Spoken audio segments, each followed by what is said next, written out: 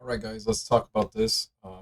Here's a subject at hand about Avatar Legends, the fighting game. What brought me to this game? Honestly, it's something that I saw on Combo Breaker when they did the Zula Spotlight. It really blew my mind. And I said, wow, these guys really do care about Avatar, The Last Airbender, in terms of like getting all the things right, and they're putting all the fine touches to it. And this is a fighting game that I see that has really good potential. Needless to say, I really enjoy it, and it's become an obsession at this point that I can't stop thinking about this game because I haven't gotten my hands on it, but I do want to play it. So I'll discuss things that I believe on my end and things that I did on my end as well in terms of what I'm going to do in the future with this game, and also some announcements that really piqued my interest, and I'm going to put my input on it. So let's get to it. So first things first, what really appealed to me about this game is the gameplay mechanics of itself is pretty diverse in terms of it's a four button fighter, and one of those buttons being the flow gauge, which is essentially your pseudo parry mechanic, which is like a spot dodge. And if you use it correctly against an opponent's attack, if you see it coming, you could avoid their attack and do a counter attack at will once you have it all planned and timed out and all that. Another interesting thing about it, which is something that is a stigma at this point with certain games, and I like it because it brings competition and it promotes effort for the player to be good and on their toes, is chip damage. So yes, I really do like chip damage in games. It just puts more pressure and it increases the stakes. And not just that, but the fact being that when you're in a situation that you are winding the timer down to zero and the match hasn't ended, depending on what your opponent's health and what your health is, it starts draining. It goes down to showdown mode, and you have to act fast because you can essentially lose if you're obviously your health goes down to zero. You lose the match, and said player will win the match. Whoever has the higher health in that regard. So that's pretty cool in that itself. Uh, so I did say I was gonna talk about the future a bit. Do I see myself playing this game competitive? I actually do because it's something that really appeals to my interest, and I just like it. You know, the property itself and everything, and I see growth with it. And I will show why in that sense. Um, I hope it gets a lot of support. It's an indie fighter, and the price is amazing for the fact, like for fighting games, in the terms of the market and everything. It's definitely worth getting. And I will go down the route of showing what they announced in Evo 2026, which really had me thinking and kind of in a conundrum that I want to discuss. And we'll see it right about now. Okay, so here's year one past five.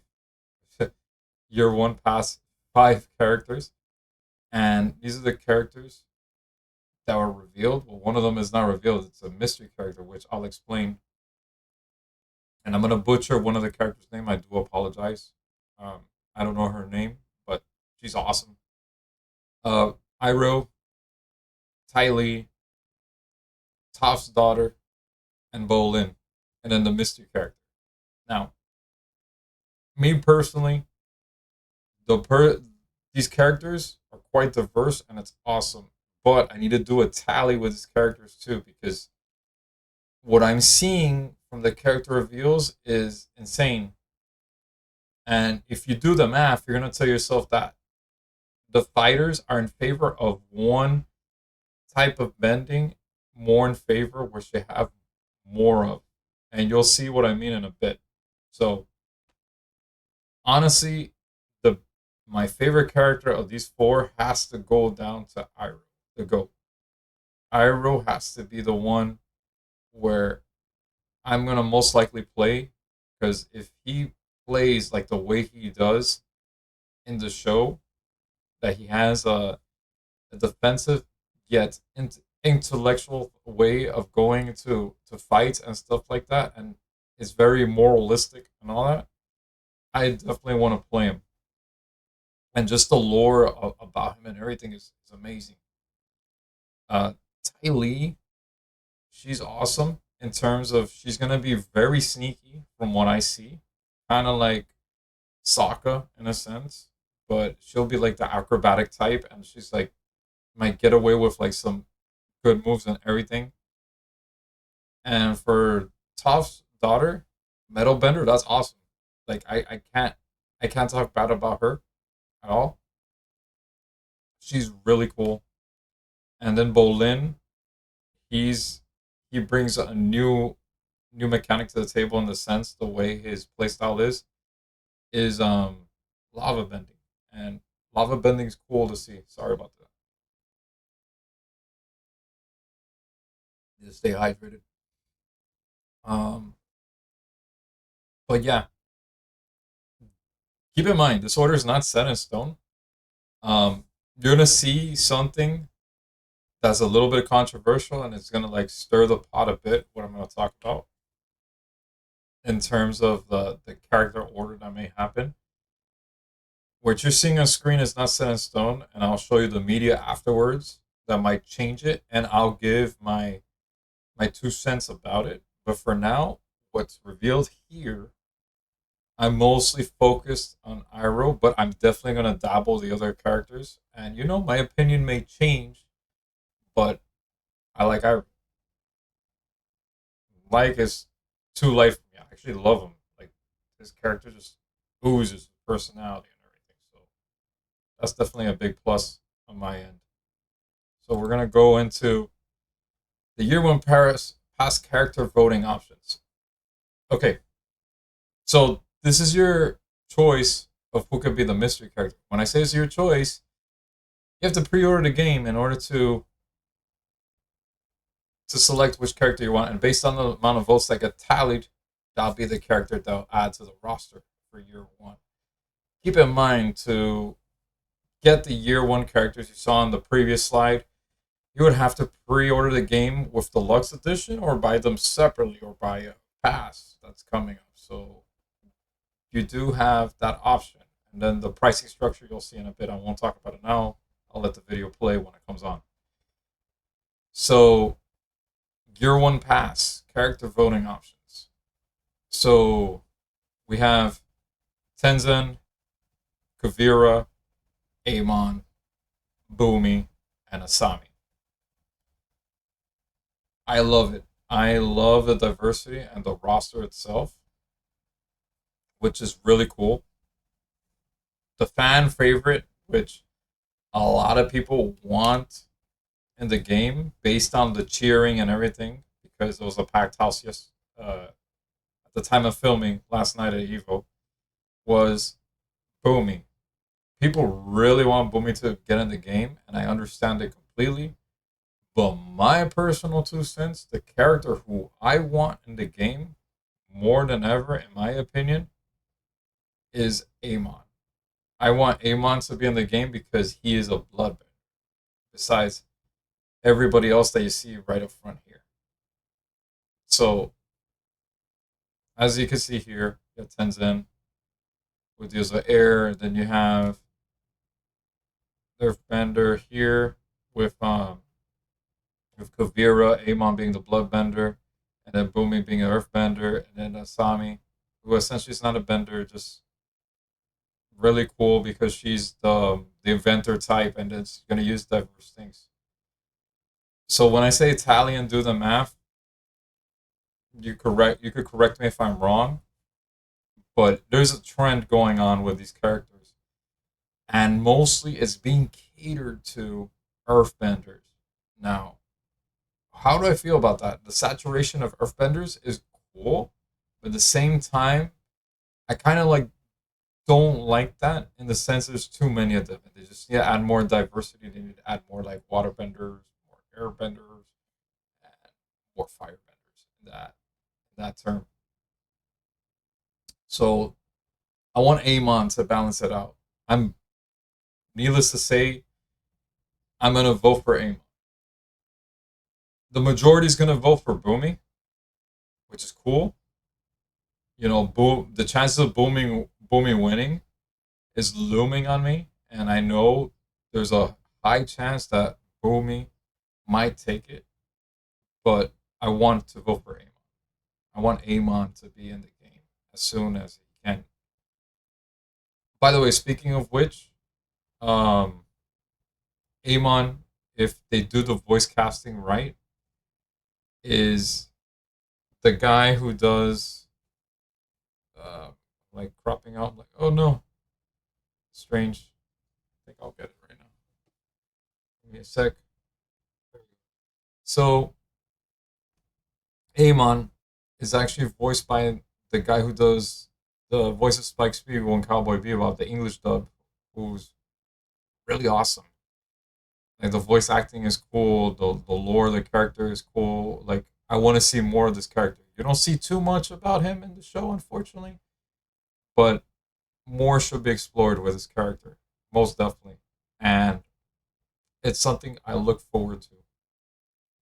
And then we're gonna move on to the next thing, which I'm gonna reveal in a bit.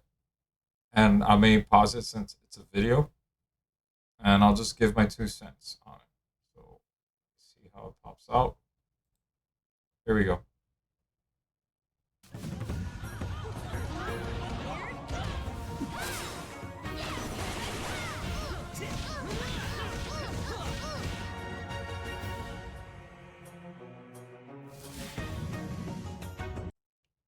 All right, so based on the roster we have here, we have the 12 characters. Strangely enough, at the reveal at Evo, they did not show Zahir and they did not show Oizai. But let's do the math right now. We got 1, 2 waterbenders, 1, 2, 3 avatars, 1, 2, 3 firebenders. Zahir being air, and then you have an earthbender. Okay, so Kyoshi is earthbender. So the representation for earthbender is valid. So I was wrong. Maybe it's not an oversaturation of earthbenders. There needs to be more earthbending love. So there's a chance that Boomy might take it just for diversity's sake itself. So we'll see how it goes, and that's why I like doing videos, because sometimes throughout the path I may say something and then the whole consensus just changes. So let's see where it goes.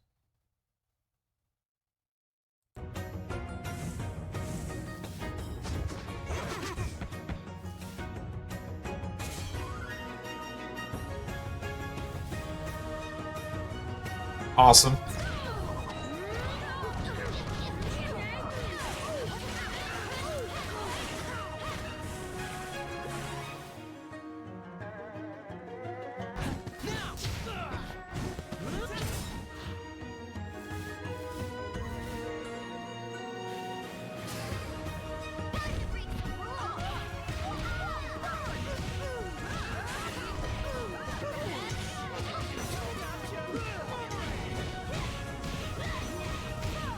So sick.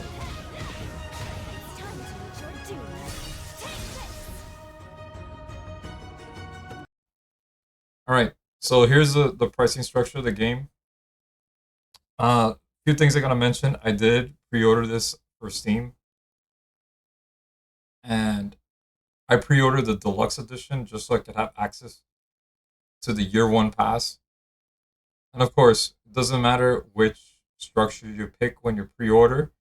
You're able to do the voting, which is cool. And then, you have the other thing, which I'm really going to post as soon as I can when it comes up, is the beta gameplay. I have access to that from July 2nd to July 5th. So I'm going to probably put new content based on this game and post like beta video. If you guys watch, you'll see which character I'm going to pick. I'm not going to reveal that when the beta comes out. It may change when the full release of this game comes out, depending on which character I like. But slowly but surely, time will chug along, and we'll see how it goes. But me personally, I picked the deluxe edition, so that's what I went with.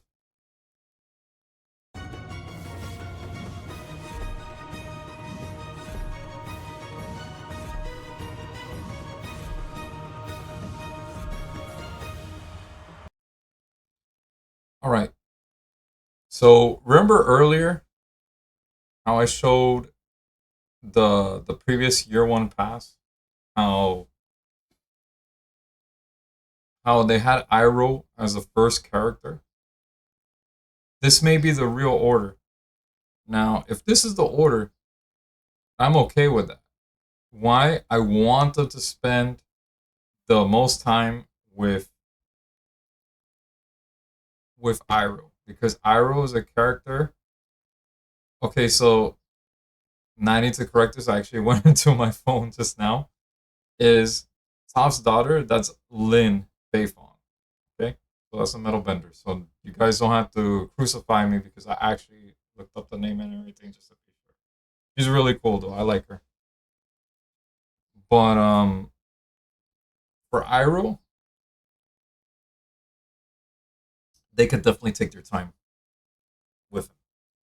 I want them to get it right. I want him to be amazing in terms of like how his playstyle is and everything. So in my input itself, let them take their time. If what I want to expect from Iroh is this, is if Iroh has the ability to drink tea during matches, awesome. And do some of the things he does in the show, that'll be cool too. So for example, we were shown this with the Azula showcase. So Azula, she has her attack, like one of her supers. She has a gambit where she just does the lightning, goes like this, boom. Aang deflects it and then points it away. Whenever he gets shot with a projectile, he's like, nope, deflects it, gone. With Zuko, the way he deflects it, he shoots it back at Azula. Now, with Iroh, this is where it gets interesting, is that in the show, this is a spoiler, I do apologize, is he grabs Azula's arm and redirects the lightning just by grabbing her. So that would be pretty cool. Like if they gave him the ability to do like a command grab, like type of super or something like that, that negates the lightning and at the same time does like, I don't know how they're gonna work it. They're gonna make him like plus after the fact that he does that, or they're gonna do like a command grab type of deal where it does damage afterwards. But yeah, I just want to talk about this. I know it's a shtick that I'm doing, but it's interesting because I really want to play this game. When it comes out, I'm definitely gonna like spread the word and let my friends know about it as the game comes along and all that. And it's really something that you guys should really get into and support. And I hope you guys appreciate this video. It's maybe a bit like more of a dull on my end. Maybe not. Maybe I don't know. I'll see the video afterwards. Hopefully, you guys enjoyed it. Until next time.